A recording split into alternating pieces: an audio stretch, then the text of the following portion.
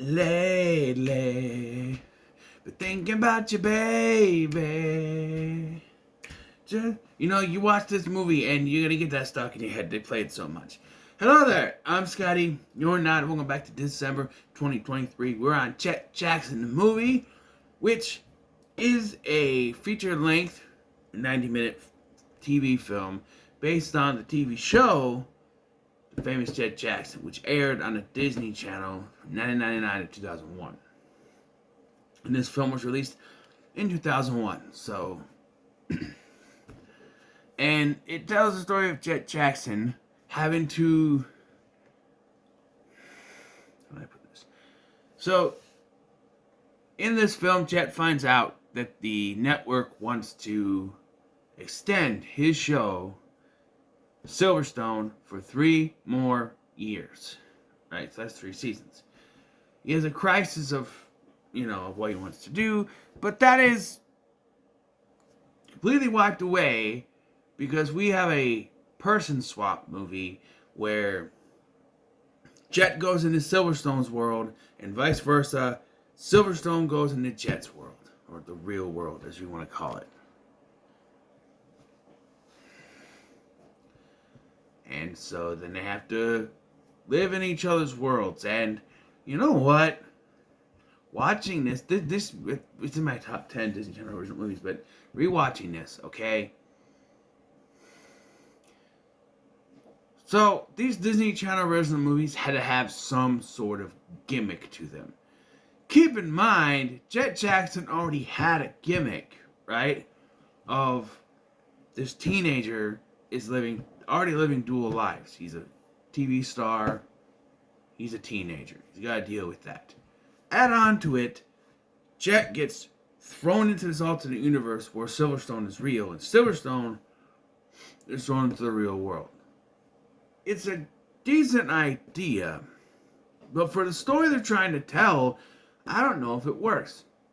You see all this character development that Silverstone ends up going through instead of Jett. We get the things like Jett and Kayla, a will they, won't they thing that they've had since the beginning of the series is kind of bubbling up, coming to a climax here, right? And then you have the people of Wilstead, I know I said Wilmstead before, but it's Wilstead, going after Jett because he said no to continuing the show. Like, these people are losing jobs, so they won't be able to afford their houses. Why the school principal is one of those that loses his job, I have no idea. He didn't work on the show. He was the school principal before. I don't know. This also features an appearance from Dan Petronovich, or Bull, from the American Pie Presents movies The Naked Mile and Beta House. He was also in Spiral from the Book of Saw.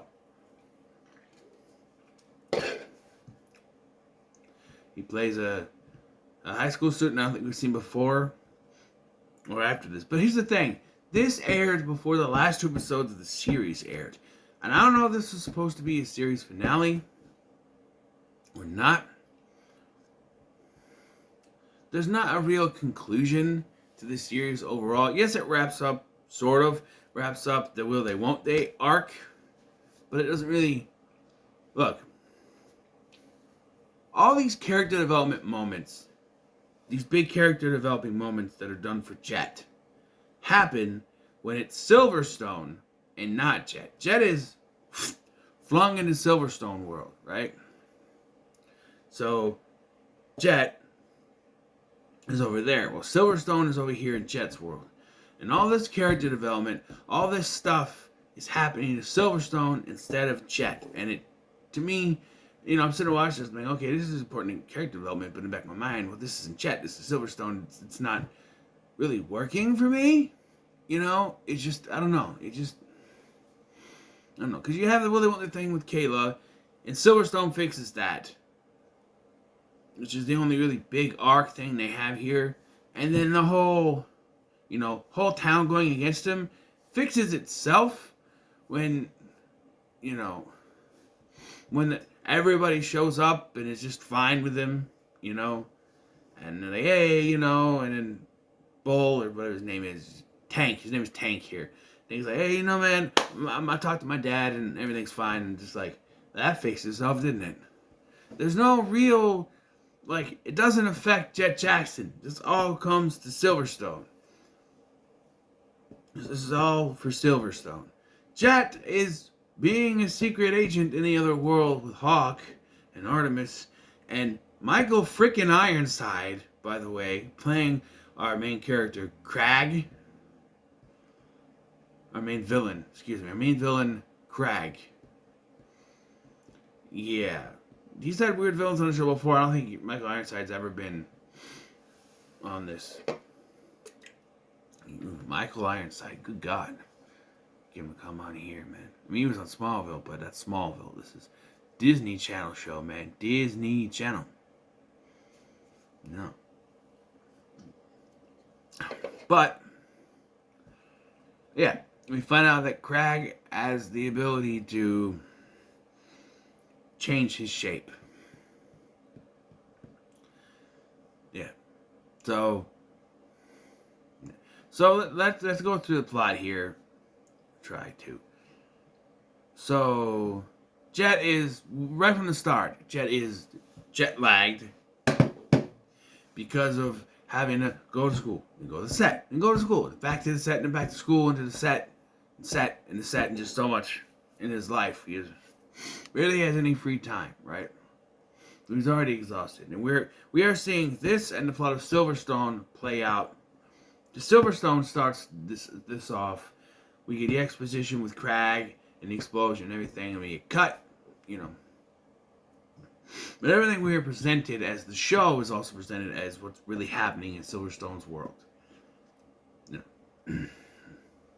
Which is confusing when you get towards the end of the movie and they say, oh, we changed the ending.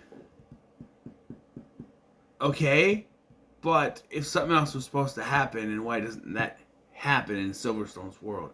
Does what happens in Silverstone's world depend on what goes on here? Is it a direct connection? If they cancel the show, with Silverstone's world just...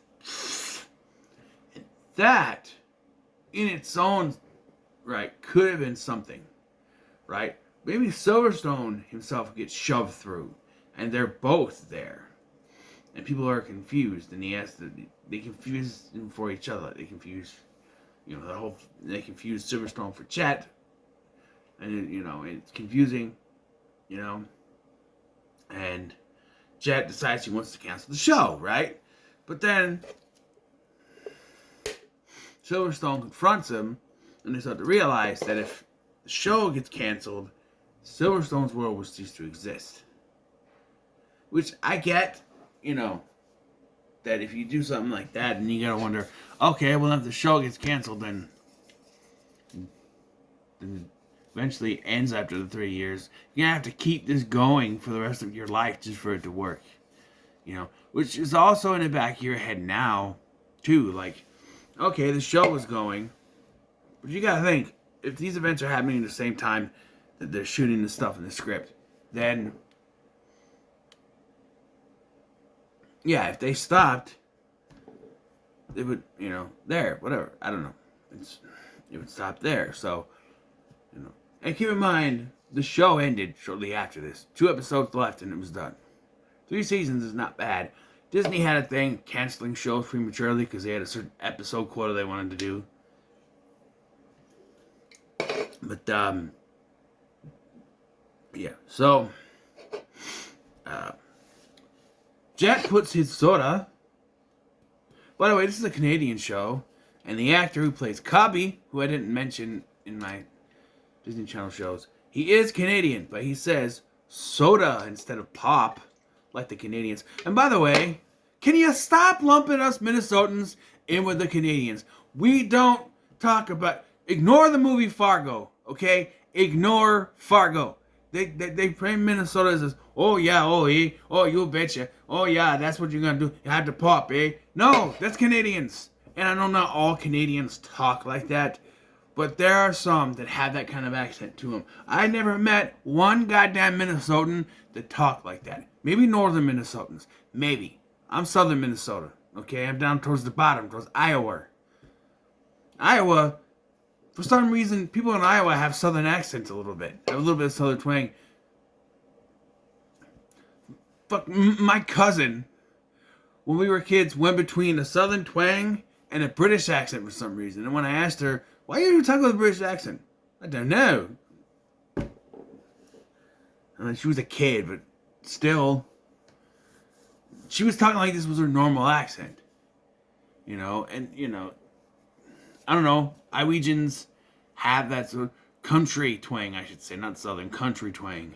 You go out there and you do it, out there in a cornfield there, and, you kind of, I mean, every state has its rednecks, but, I don't know, maybe it is northern Minnesotans that talk like that, but anyway, it says soda. The Canadian actor is told to say the word soda instead of pop. Soda. So, yeah, and this was filmed in Canada too. So, yeah. It's one of those shows that set in America but filmed in Canada because, I mean, Lindy Booth herself, who plays Hawk, she's Canadian. So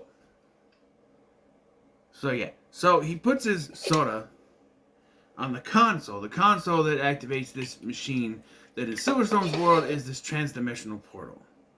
So he's told not to do it, but when they shoot the next scene, the next day he does it, the pop gets spilt because someone is just walking by while they're shooting scenes with a 2x4. There's a term in show business. It's called quiet on the set. That means nothing is happening on the set. No one is doing anything. So if they are shooting something, no one will be walking by with a 2x4 to knock the pop over and spill it all over the console. So that right there wouldn't happen. But for the context of this movie, it has to happen. So he knocks the soda over on the console, then goes off. Jett gets sucked through somehow. Silverstone gets flung through, and they switch places. So you get the hilarity of Silverstone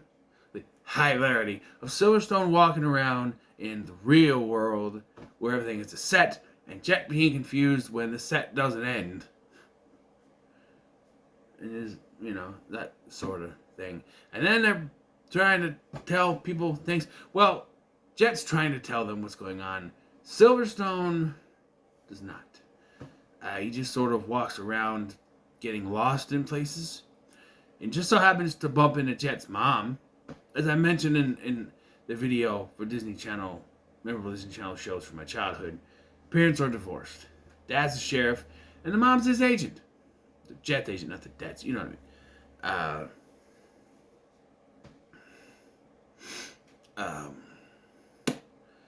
So, yeah, and prior to this, Jett was supposed to go to the prom, but couldn't make it because they had to do reshoots because the sound wasn't good on one of the scenes that they shot.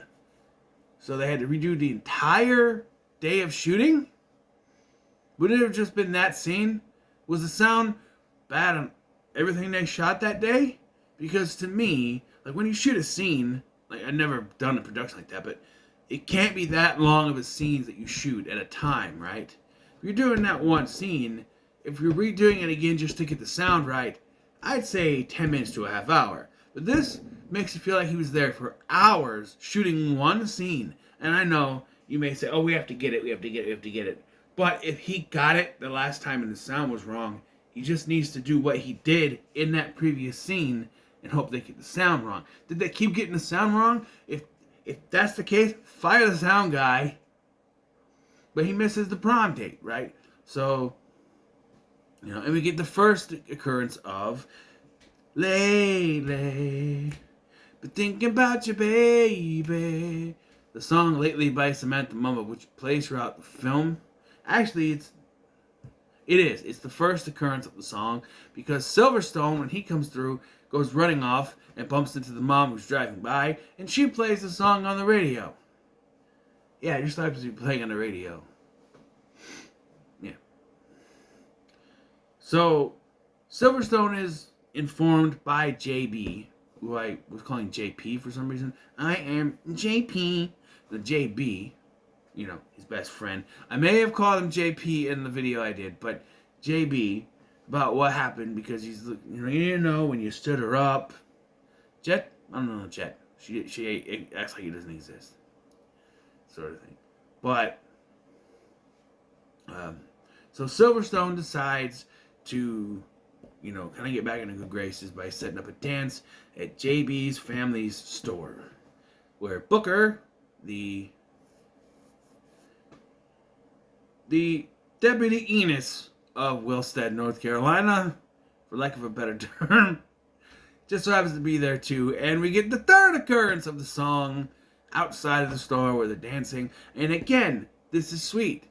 If it was Jett and not Silverstone. Because you're seeing this and you're seeing Lee Thompson Young, rest in peace. And you're thinking, oh, that's cute. But in the back of your head, you got to go, but that's Silverstone, not Jett. So it doesn't really work. Meanwhile, over in Silverstone land, Jett is thrust into a mission. Keep in mind, they think that there's something wrong with him. They think he's not alright in the brain, and they're just going to send him out on missions because the plot says so. Also, if you really think about, like, if everything that happens in Silverstone's world depends on the script, did they actually get flung in the script or not? Because I don't know. I can see maybe the parts where he's freaking out and everything, and call people by their actor names, Nigel, and Riley, but like that's not in the script. So I don't know. But they fly to Chicago and find that it's gone. I don't want deep dish style pizza or Sam Punk. Some people might like that. I don't. Why can't you go to Florida and get rid of Hulk Hogan? Ow! God damn. Stop it! Anyway, at Chicago, or what's left of it, Artemis is there, and he tells them to go to New York. But he's acting very strange. And even Jett seems to realize there's something not right with him. Which, again, though, if this was Silverstone noticing something's not right, it would work. But Jett doesn't know Artemis, so it's very confusing that he would look at Artemis that way. I'm just saying. So they go to New York, and it's a trap. Crag and his goons are there. But by the way, we see on screen that Crag can transform. We already know he can, but we see this as he starts laughing and transforms into Michael Ironside. I feel like if you cut when the chopper took off and left it a little more mysterious, it would have worked better. Because later we get the scene after the New York thing happens and New York is taken away. Like he's sucking up cities and moving them into like snow globe thingies is what he's doing. So he goes back and meets up with Hawk, and they go back to the place. Back to Mission Omega Matrix. I remember the name. Mission Omega Matrix headquarters, and talk with Artemis. And Artemis asks, how did you know to go to New York? This twist would have worked better if us as an audience did not see Artemis turn into Crag. Okay? If they just cut when the chopper took off, that would have worked better. Because this twist, he's infiltrated Mission Omega Matrix. Oh, he's got him. He was a trap the entire... He did try... that sort of thing. But, because this is watched by kids, and Disney thinks kids have to be spoon-fed everything, because Disney thinks kids are stupid. You have to do this. I was a kid once, and I was a pretty smart kid. I caught on to certain things. I think I would have figured it out. Didn't need to shove it. And here, while trying to figure out if this really is Artemis, they do reveal it is, but then Jett gets, a little suspicious of Hawk when she tries to go for the portal key, right? So they ask her questions. Artemis asks her question, "What'd you name the plant I gave you for Christmas?" And she goes, "I don't know. I caught a lot of things. I didn't give you a plant. You hate plants," or something like that. I'm like, okay, that's funny.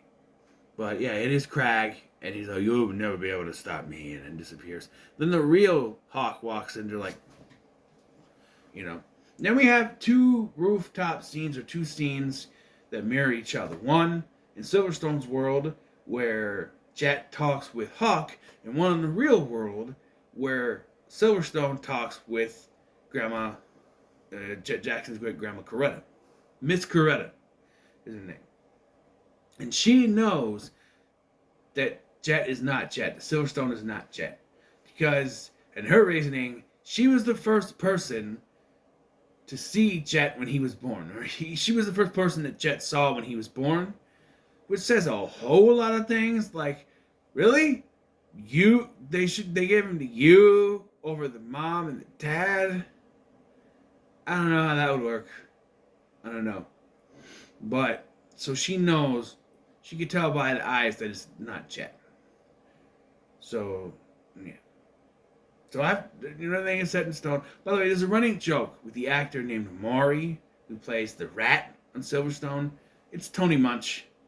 Tony Munch from Lake Halsey High and Degrassi's. Tony Munch, great Canadian actor. Another Canadian actor, let me just say, But there's a running joke because Silverstone thinks everything is real. He attacks who he thinks is the rat every time. So, like, he's there having his morning breakfast coffee or something, and Jett just, Silverstone tackles him and hands him to Booker, and Booker's just like, and Silverstone takes off, and he's just like, well,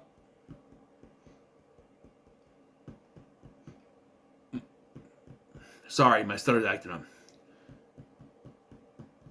Morning, Maury. I think that's what's meant. It's two M's. Morning, Maury. And he just looks at me, he's like, morning, Booker. Like, they know each other because everything is shot in this small town, so they know each other. But, and then he escaped and runs after him on the set later, too. He's like, and then when he comes out of the trailer later, and everyone's there happy for him, he's like, hey, you okay now? Rat! And Miss Coretta's like, no, it's an actor. It's not really him. It's another actor. And then she asks the question. Something I didn't ask before. If you're here, what happened to Jett? When he's trying to figure it out himself. Obviously, they switch places. This is where we get the twist. The twist. That because Silverstone says he didn't want to be Silverstone for 3 more years, they're canceling the show. And they decided to do the laziest way to end a show ever and kill off the main character. Yes, I'm addressing this here, okay? If you end a show by killing off your main character, it's because you looked at this idea for a finale and said, I don't know what to do. Let's just kill him off. And to be fair, the turnaround on this for, shooting this series, for writing this script and shooting it, he's canceling it. They're not going to produce any more episodes after this one. They're already shooting, so they're changing the ending to this episode. So having to have a turnaround that quick, okay, they would have to just make something up quick. So I understand that, but it is still lazy. So realizing, after reading the script that Cubby reads to him, he realizes that Jett is in a trap. Cubby's not reading to him. He starts reading it. The ending is not completed yet, but he's able to figure out it's a trap, and he goes back into the world. He somehow knows how to go back through the portal. He didn't want to try that for the entire movie, but now that thing's in stake, he goes back. And we find out that Hawk and Artemis have been kidnapped by Crag. And of course, it's a trap. So Silverstone sends Jett back. And when Jett gets back, that's when Cubby reads the ending to him. They're killing him off. So Jett goes back through the portal to save him. There's two two Silverstones, two Jett Jacksons, two guys that look like each other. No, there's three because Crag turns into him. And in one of the stupidest ways to do this, you have a callback to what Miss Coretta said, where you have Silverstone looking at both of them and you hear her words. I looked into his eyes, and from that moment on, I never forget what my Jett, or something like that. And so he realizes who the fake is, and they take him out. And it's probably one of the lamest ways, If he set up an explosion, then the explosion should have went off, killing Crag. But just to knock him out and say, oh, he's going to be arrested now. Kind of lame. But now, Hawk and Artemis just do not question why there's two Jetts now. There's, okay, no. Good to see you, goodbye, and everything. Yeah. So Jett goes back to his world, and everything's gonna be hunky dory. I'm assuming that he and Kayla are gonna be a thing now. This was supposed to wrap it up, but now here's the thing, though. This is supposed to be the final episode. It doesn't convince me of that because he's like, hey, you know what?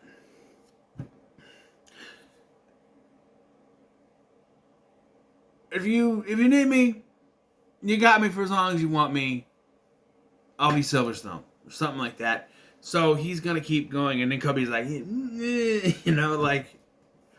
yeah, but everybody gets jobs. But so there's 3 more years of Silverstone, but no more years of Jett Jackson because the show was canceled. Probably before this, to be honest, and this was their attempt at a finale, but maybe it was in a contract, like, hey, we're not going to at the beginning of season 3, like, hey, we're not going to renew for season 3, but we get a TV movie out of the deal, and that's going to be it. This aired before the last 2 episodes of the show did, and I don't know if the last 2 episodes of the show referenced this. I bet not, but I'm going to give this the middle of the road. It did go down for me. It's still fun to watch. I have fun with it, but I just felt that all this character development stuff is happening to the wrong person. Like the whole Kayla stuff and the consequences of canceling the show, people losing their jobs and having to move out of Willstead and all that stuff. It's all being shown to Silverstone and not Jett, when Jett should be the one being affected by this. I don't know. It's just very confusing. But it's still, a fun watch. I recommend it. But what are your thoughts on Jett Jackson, the movie? Let me know in the comments below. Make sure to like, share, and subscribe. Thanks for watching. I've been Scotty, and I'll see you in the next one.